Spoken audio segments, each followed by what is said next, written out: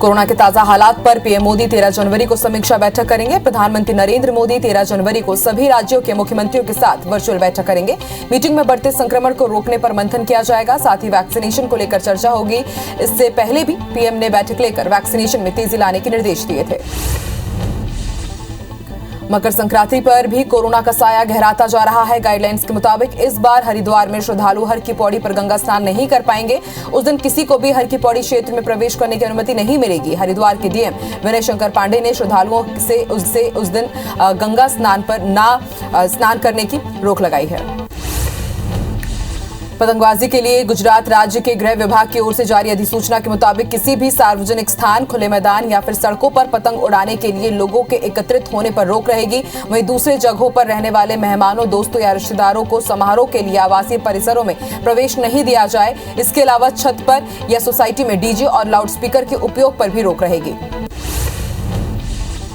मशहूर गायिका Lata Mangeshkar corona positive हो गई हैं, जिसके बाद उन्हें मुंबई के एक अस्पताल में भर्ती कराया गया है। उन्हें कोरोना के हल्के लक्षण हैं। न्यूज एजेंसी एएनआई से बात करते हुए उनकी भतीजे ने इस बात की पुष्टि की है। उन्होंने बताया कि उनकी उम्र को देखते हुए उन्हें एहतियातन आईसीयू में रखा गया है। राजधानी दिल्ली में कोरोना के हालात दिन ब दिन बेकाबू हो रहे हैं। इस बीच हालातों को देखते हुए डीडीएमए ने सभी निजी कार्यालयों को बंद करने का आदेश दिया है और सभी कर्मचारियों को वर्क फ्रॉम होम के निर्देश दिए हैं। इसके पहले दिल्ली में बार और रेस्टोरेंट को बंद करने का आदेश जारी किया गया है। देश में अब कोरोना के आंकड़े तेजी से बढ़ने लगे हैं।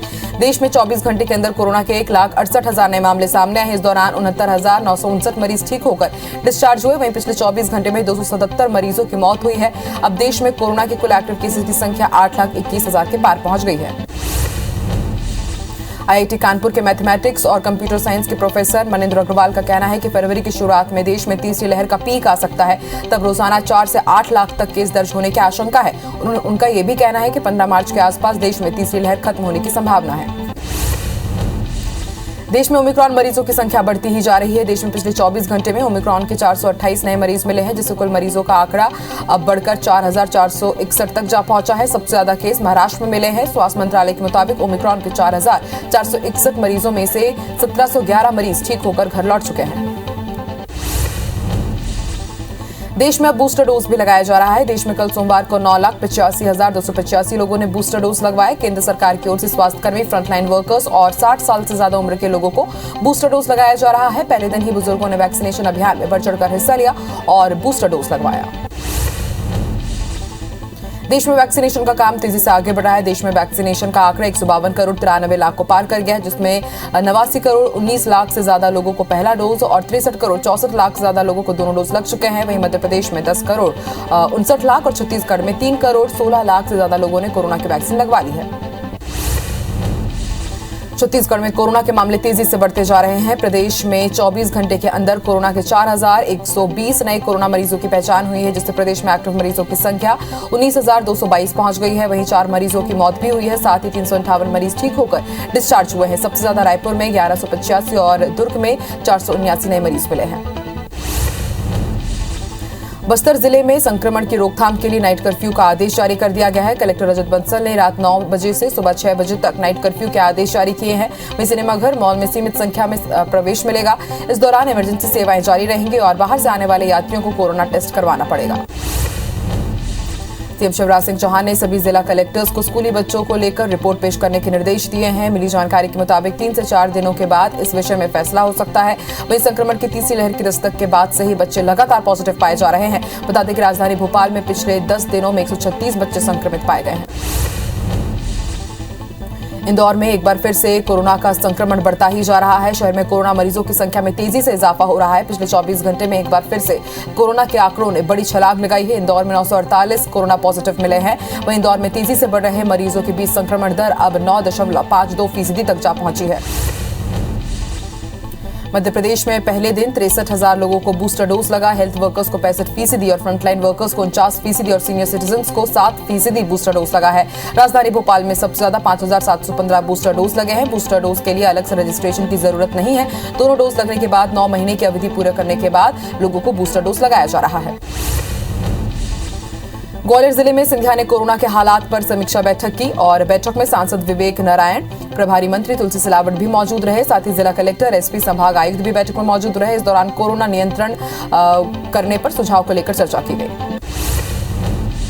भोपाल में सीएम शिवराज सिंह चौहान ने समीक्षा बैठक की, जिसमें उन्होंने ईज ऑफ डूइंग बिजनेस को बढ़ावा देने पर जोर दिया। इसके साथ ही फसल नुकसान के आकलन में वैज्ञानिक तरीके अपनाने के निर्देश दिए, ताकि किसानों के नुकसान का सर्वे कराकर जल्द से जल्द उन्हें मुआवजा दिया जा सके।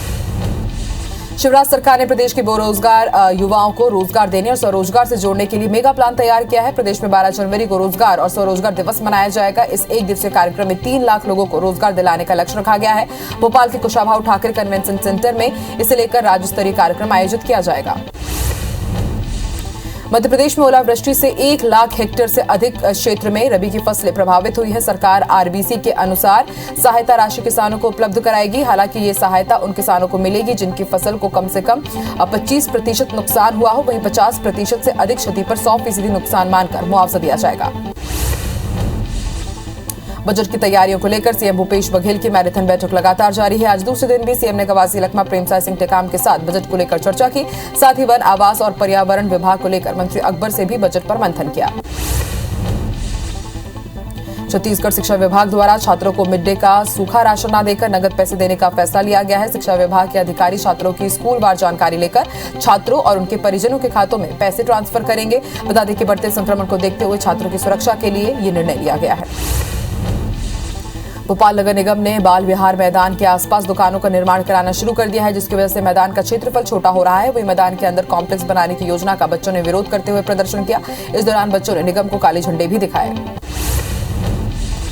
पूर्व मुख्यमंत्री दिग्विजय सिंह ने आरएसएस को दीमक वाले बयान पर गृह मंत्री नरोत्तम मिश्रा ने पलटवार करते हुए कहा है कि आरएसएस नहीं, कांग्रेस देश के लिए दीमक की तरह है और दिग्विजय सिंह कांग्रेस के लिए दीमक की तरह है। दिग्विजय जी कांग्रेस को दीमक की तरह खा रहे हैं। गृह मंत्री डॉक्टर नरोत्तम मिश्रा ने गीतकार जावेद अख्तर के पीएम मोदी की सुरक्षा सेंध मामले में दिए बयान पर पलटवार किया है। उन्होंने जावेद अख्तर को सलाह देते हुए कहा कि वो तो कला जगत से हैं, उन्हें उसी पर ध्यान देना चाहिए, न कि कलाकारी पर। नरोत्तम मिश्रा ने कमलनाथ और राहुल गांधी पर निशाना साधते हुए कहा कि किसानों के साथ छलावा करने वाले आप और आपके नेता राहुल गांधी जी के झूठे वादों को लेकर किसानों ने प्रदेश में हुए उपचुनाव में सबक सिखा दिया है। आने वाले चुनाव में भी किसान भाई सबक सिखा देंगे।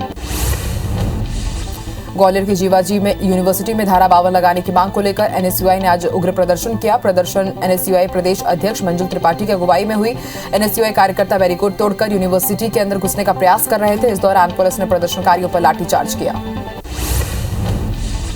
सिंगरौली कलेक्ट्रेट परिसर में ज्ञापन देने पहुंचे शिवसेना कार्यकर्ताओं और पुलिस के बीच धक्का मुक्की हो गई, जिसके बाद विवाद बढ़ता देख कोतवाली से अतिरिक्त फोर्स बुलाई गई और कार्यकर्ताओं को रोका गया। मामले में पुलिस ने कई प्रदर्शनकारियों के खिलाफ केस दर्ज किए। पेंड्रा में हितग्राहियों और ग्रामीणों ने राशन विक्रेता समूह पर राशन वितरण में गड़बड़ी का आरोप लगाया है। ग्रामीणों ने गरीब परिवार को मिलने वाले राशन और बोनस में कटौती करने की बात कही।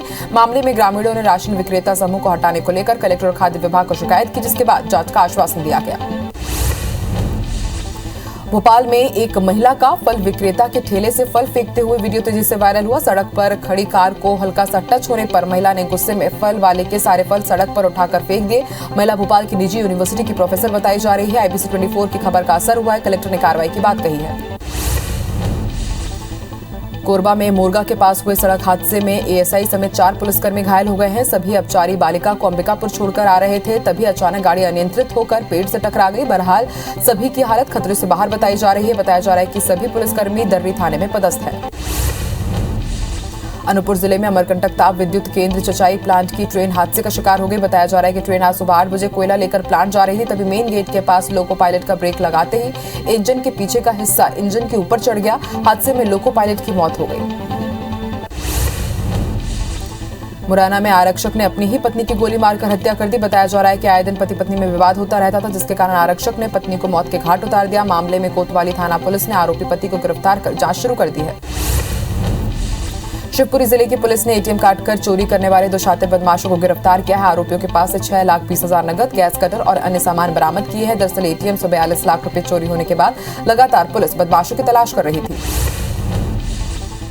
पेंड्रा में पुलिस ने अलग अलग मामले में 4 आरोपियों से 15 लीटर कच्ची महुआ शराब और शराब बनाने का सामान जब्त किया है। वहीं एक अन्य आरोपी से 270 ग्राम गांजा भी जब्त किया गया है। बता दें कि जिले में अवैध नशीले पदार्थों की बिक्री पर रोक लगाने के लिए एसपी ने कार्रवाई के निर्देश दिए थे, जिसके बाद से लगातार कार्रवाई जारी है। पखाजूर पुलिस और साइबर सेल को बाइक चोर गिरोह को पकड़ने में सफलता मिली है। 11 आरोपियों से 5,10,000 रुपए की 11 बाइक बरामद की गई है। आरोपी प्रकाश यादव राजनांदगांव क्षेत्र में बाइक बेचने के लिए ग्राहक तलाश रहा था। सूचना पर पुलिस ने आरोपी को अरेस्ट किया, जहां पूछताछ में सभी 11 आरोपियों को गिरफ्तार किया। झाबुआ के थांदला थाना क्षेत्र के कबाड़ गोदाम में भीषण आग लग गई। सूचना मिलते ही मौके पर पहुंची फायर ब्रिगेड की टीम ने आग पर काबू पाया। वहीं पेट्रोल पंप के पास कबाड़ गोदाम होने से खतरा बना रहा, हालांकि वहां आग नहीं पहुंच पाई। जशपुर के पंडरापाठ इलाके में हाथियों का उत्पात जारी है। हाथी ने 2 ग्रामीणों के घरों को तोड़ दिया। वहीं वन अमला लगातार हाथी पर नजर बनाए हुए। फिलहाल बहोरा के जंगलों में हाथी घूम रहा है। खरगोन जिले के बड़वा में मछली पकड़ने के दौरान करीब 10 फीट लंबी 22 किलो की मादा अजगर जाल में फंस गई। मछुआरों और ग्रामीणों ने इस बात की जानकारी वन मंडल के अधिकारियों को दी, जिसके बाद वन विभाग की टीम ने करीब 2 घंटे के रेस्क्यू के बाद अजगर को जाल से सुरक्षित निकालकर जंगल में छोड़ दिया। गौरेला पिंडरा मरवाही जिले के अमरकंटक इलाके में घना कोहरा छाया रहा। कोहरे की वजह से यातायात प्रभावित हुआ। वहीं जिले के कई इलाके में तापमान में गिरावट के चलते कड़ाके की ठंड पड़ रही है। आज भी जिले के कई इलाकों में बारिश की संभावना है। खंडवा में पिछले 3 दिनों से मौसम का मिजाज बदला हुआ है। जिले में सुबह से ही कोहरा छाया रहा है, जिसके कारण ठंड बढ़ गई है। वहीं कोहरा बढ़ने की वजह से लोगों को वाहन चलाने में दिक्कतें आ रही है और ठंड से बचने के लिए लोग अलाव का सहारा ले रहे हैं। छत्तीसगढ़ में बेमौसम बारिश के कारण किसानों को भारी नुकसान पहुंच रहा है। कृषि मंत्री रविंद्र चौबे ने फसलों को हुए नुकसान पर चिंता जताई है। इसके लिए उन्होंने अधिकारियों और कलेक्टर को नुकसान का आकलन करने के निर्देश दिए हैं। इसके साथ ही रविंद्र चौबे ने कहा कि सरकार नुकसान के आधार पर बीमा राशि देने का प्लान बनाएगी।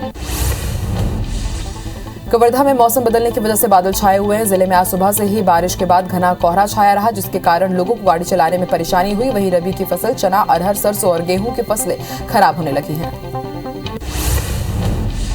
सरगुजा जिले में फिर मौसम बदल गया है। जिले के आज कई इलाकों में तेज बारिश हुई है और उसके साथ ही सुबह पूरा इलाका कोहरे की चपेट में आ गया। बारिश और कोहरे की वजह से लोगों को आने जाने में परेशानी हो रही है।